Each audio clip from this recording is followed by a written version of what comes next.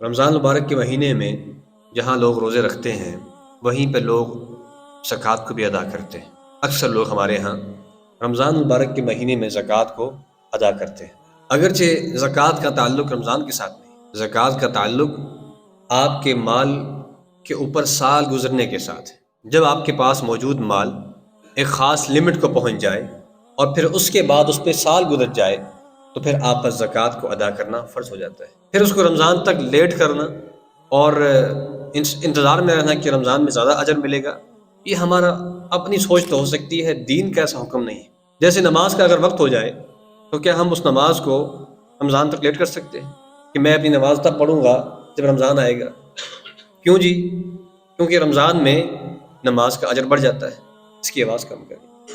اب اگر نماز کو ہم لیٹ نہیں کر سکتے ہیں تو اس طرح زکوٰۃ کو لیٹ کیسے کر سکتے ہیں؟ تو زکوٰۃ کا بھی وقت ہے، جب زکوٰۃ کا وقت ہو جائے تو پھر آپ نے زکوٰۃ کو ادا کرنا ہے۔